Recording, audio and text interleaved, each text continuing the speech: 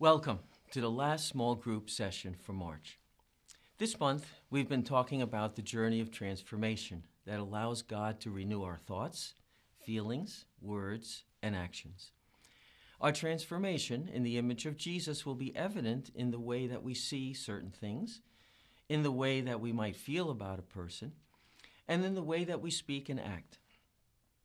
Let's also look at Peter as an example. He was a fisherman by trade, yet he allowed himself to be taught by Jesus.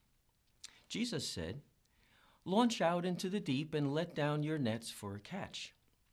But Peter answered and said to him, "Master, we have toiled all night and caught nothing. Nevertheless, at your word I will let down the net." And they caught a great number of fish.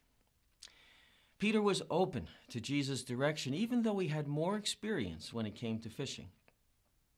When someone is willing to accept Christ-led direction and teaching, then transformation can happen. We can see this transformation happening within Peter in Acts 10. Peter had a vision about being told to eat the animals of the earth and responded that he does not eat anything common or unclean. He is then told, "What God has cleansed, you must not call common." Peter, although insistent that he was right, took time to ponder what this could mean. He then received visitors calling him to Caesarea because Cornelius, a centurion and Gentile, was instructed by an angel to invite Peter to his house.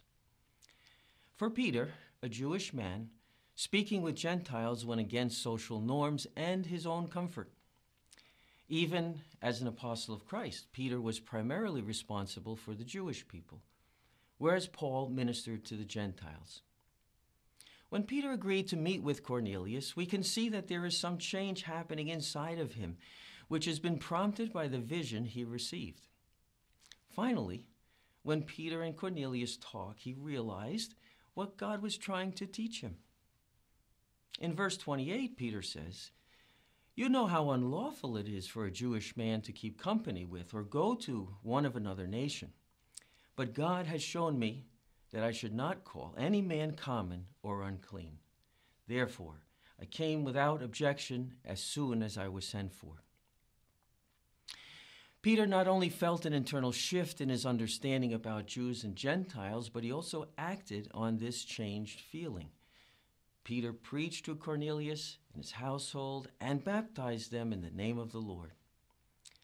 With prompting from God, Peter allowed himself to be transformed.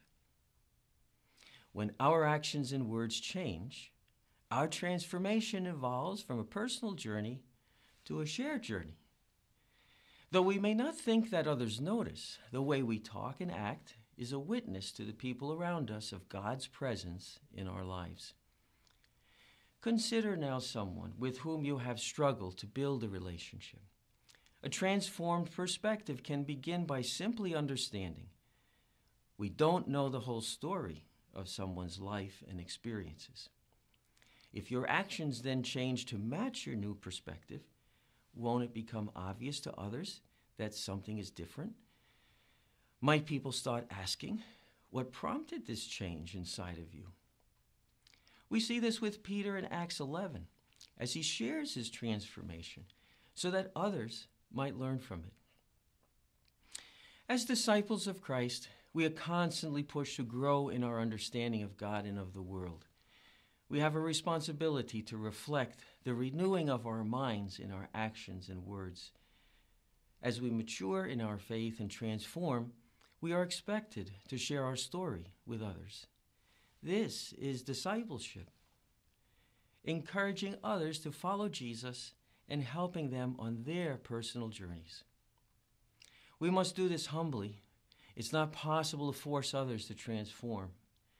Only God can transform a heart when an individual allows him to do so.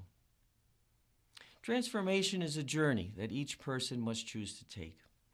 And we cannot be disappointed if we don't see change occurring quickly. After all, our own transformation to be more like Christ is a gradual and continual process.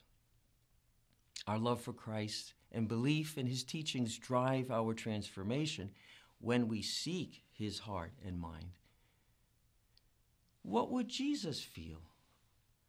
What would Jesus think?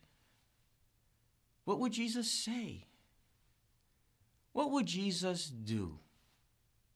Let us experience God's power and his ability to transform us.